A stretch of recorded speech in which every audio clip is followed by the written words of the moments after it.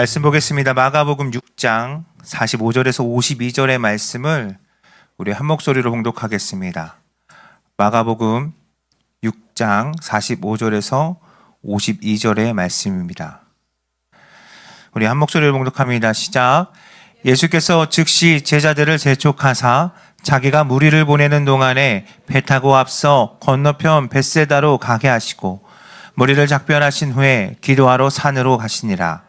저물매 배는 바다 가운데 있고 예수께서는 홀로 무태에 계시다가 바람이 거스름으로 제자들이 힘겹게 노젓는 것을 보시고 밤 4경쯤에 바다 위로 걸어서 그들에게 오사 지나가려고 하시매 제자들이 그가 바다 위로 걸어오심을 보고 유령인가 하여 소리 지르니 그들이 다 예수를 보고 놀람이라.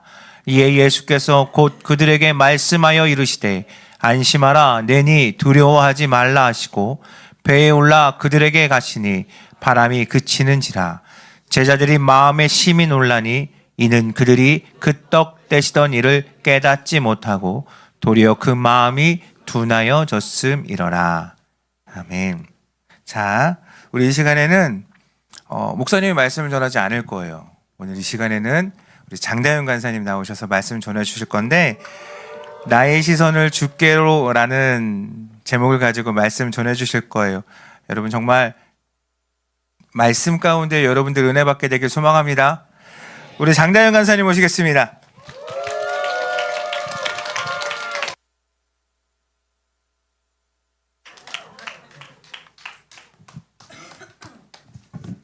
네, 우리 프리즘 반갑습니다.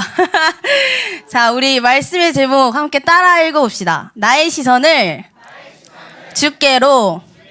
한 번 더 크게 해볼게요. 나의 시선을 주께로. 할렐루야. 자, 우리 벌써 새해가 된 지 3주가 지났어요. 이제 조금은 익숙해지셨나요?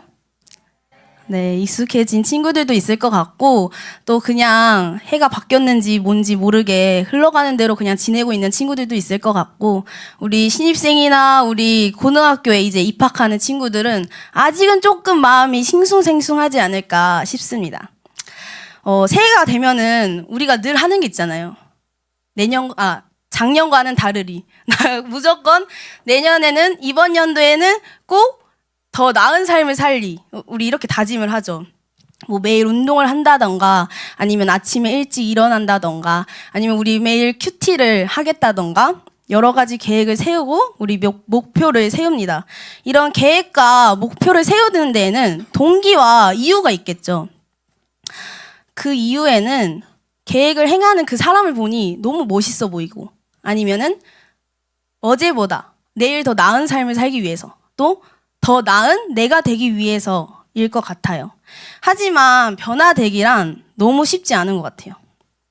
저 간사님도 이전부터 한 가지 목표가 있었어요. 그게 뭐냐면 미라클 모닝인데 유키즈에 그 김유진 변호사라고 아세요?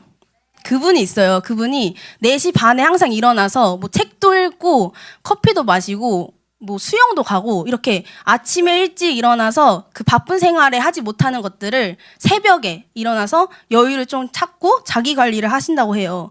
근데 그분을 보니까 너무 멋있는 거예요. 변호사라는 그 직업 자체도 너무 멋있는데 그 멋있는 사람이 되기 위해서는 아침을 깨워야 되겠구나 라는 생각을 갖게 됐어요. 그게 20년도니까 간사님이 20살 때 그런 생각을 갖게 됐어요. 꽤 많이 오래됐죠. 저도 그렇게 하기 위해서 아침형 인간이 되기 위해서 정말 수없이 다짐하면서 매일 아침에 꼭 일찍 일어나겠다 다짐하고 알람도 막 10개씩 맞추고 그랬어요. 근데 너무 쉽지 않더라고요. 아직도 그 미라클 모닝을 성공하기가 너무 습관에 들기가 쉽지 않았습니다. 더 나은 제가 되고 싶기는 했지만 나의 이전 습관을 바꾸는 것은 결코 쉬운 일이 아닌 것 같아요. 우리 말씀으로 들어가서 우리 본문 말씀을 다시 한번 읽어볼까요? 우리 크게 한번 읽어봅시다. 시작! 예수께서 즉시 제자들을 재촉하사 자기가 무리를 보내는 동안에 배 타고 앞서 건너편 벳세다로 가게 하시고 무리를 작별하신 후에 기도하러 산으로 가시니라.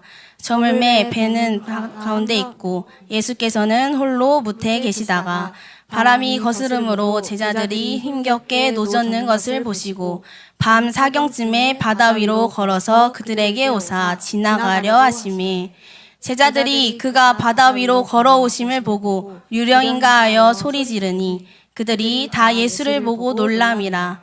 이에 예수께서 곧 그들에게 말씀하여 이르시되 안심하라 내니 두려워하지 말라 하시고 배에 올라 그들에게 가시니 바람이 그치는지라. 제자들이 마음이 심히 놀라니 이는 그들이 그 떡 떼시던 일을 깨닫지 못하고 도리어 그 마음이 둔하여졌음이로라. 아멘. 우리 프리즘 친구들이라면 오늘 본문 말씀을 읽고 생각나는 인물이 있을 것 같아요. 누굴까요? 뭐라고 명성아? 맞아, 베드로예요. 오늘 이 베드로를 중심으로 말씀을 전하기보다는 구절을 다시 한번 살펴보면서 나의 시선이 어디? 예수께 향해보자 말씀을 전하고자 합니다. 제자들이요, 며칠을 예수님과 함께하면서 먹고 자고 생활하면서 예수님의 모습을 아주 가까이서 봤어요.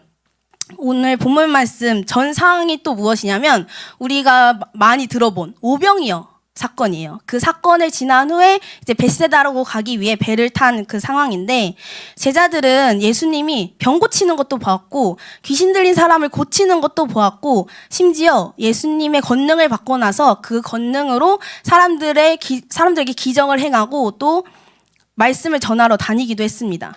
예수님의 수많은 일을 보고 같이 행하고 예수님과 늘 가까이 했던 그렇게 예수님을 따랐던 제자들이었어요.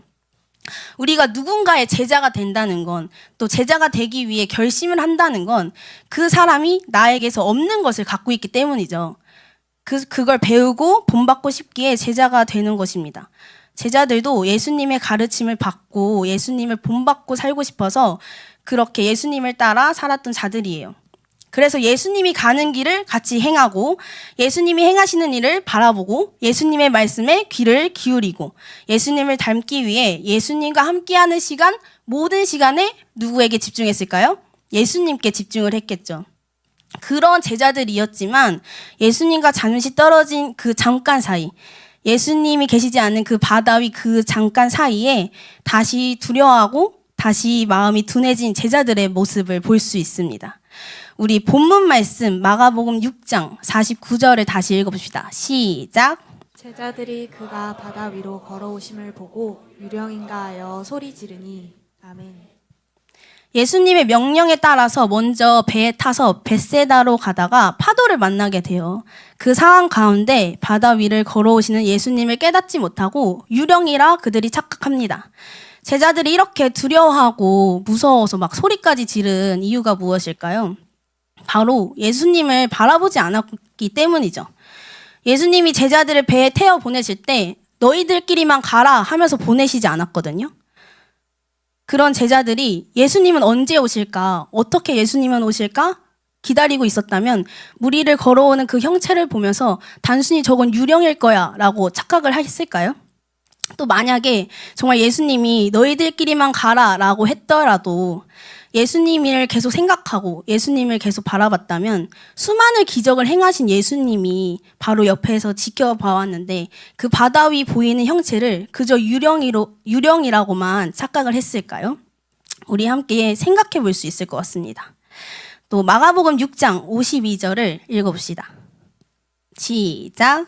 이는 그들이 그 떡 떼시던 일을 깨닫지 못하고 도리어 그 마음이 둔하여졌음이러라. 아멘.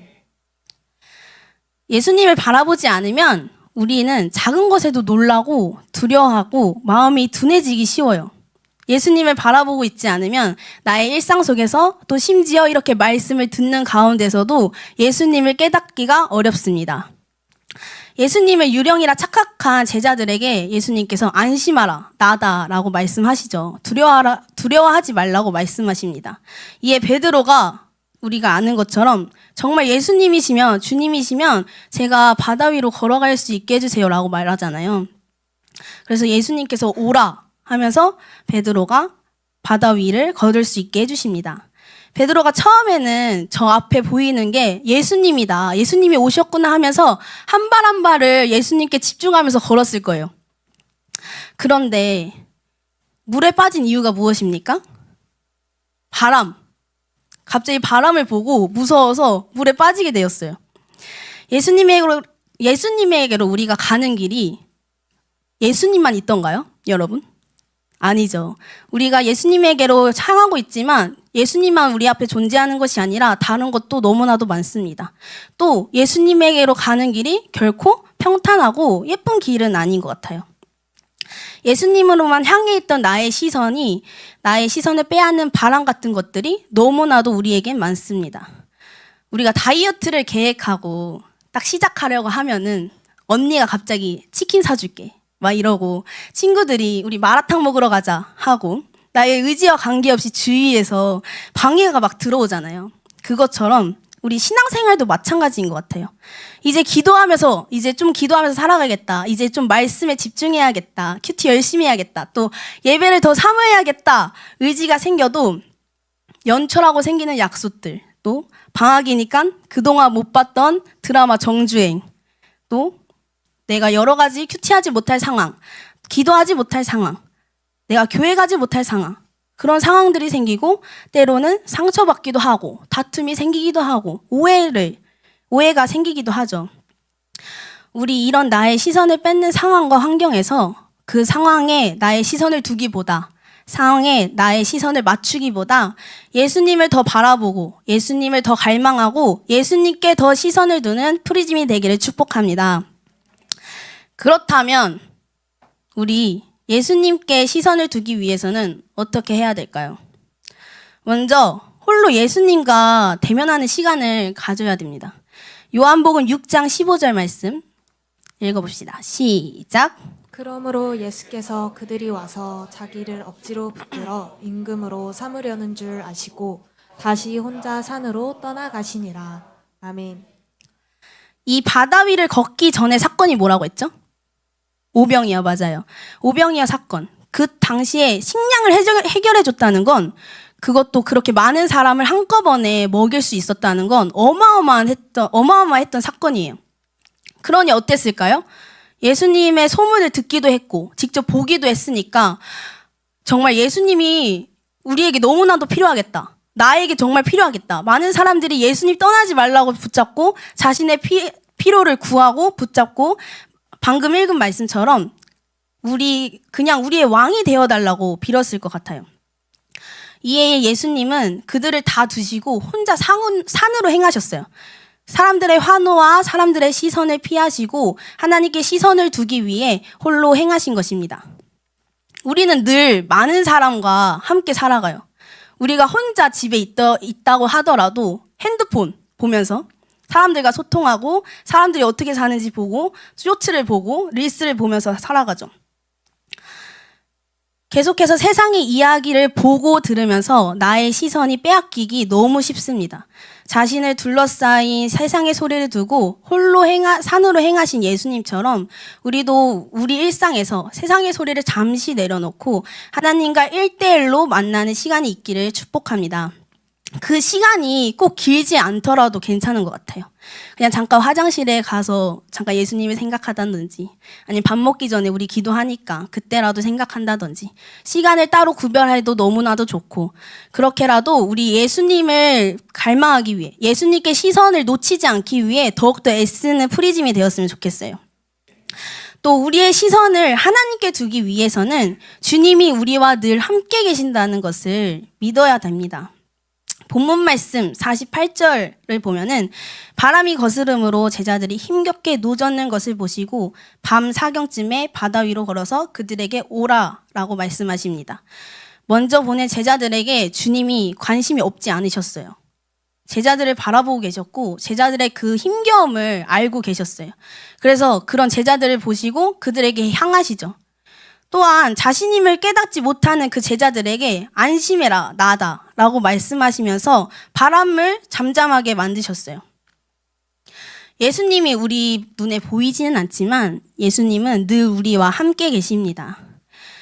보이는 것들에 우리는 보이지 않는 예수님에게 보이는 것들에게서 우리는 보이지 않는 예수님을 향한 우리의 시선이 빼앗기기도 합니다. 믿어지지 않는 상황, 이해되지 않는 상황 속에서 예수님이 계심을 믿으며 시선을 빼앗기지 않는 우리 프리즘이 되기를 축복합니다. 말씀을 맺을 거예요. 이 중에서는 아직 교회가 뭔지, 우리 예배가 뭔지, 찬양을 왜 해야 되는지, 예수님을 왜 믿어줘야 되는지 모르는 친구들도 있을 거라고 생각합니다. 왜 찬양을 해야 되는지, 왜 기도를 해야 되는지 모르는 그 상황에서 그 이유조차도 주님께 물으면서 우리 답을 알아가는 시간들을 가졌으면 좋겠어요. 그렇게 우리가 예수님을 향한 시선을 계속 둘 때 주님께서 언젠가는 믿음을 선물로 주시고 그 믿음으로 우리 또 많은 제자들처럼 말씀을 전하면서 살아갈 수 있는 그런 프리즘이 되기를 소망합니다. 그게 주님께 시선을 두는 것이고 그게 주님을 만나는 통로가 될 거라고 생각해요. 우리 이 시간에 그런 마음을 가지고 시선이라는 찬양을 함께 부르면서 고백해 봅시다.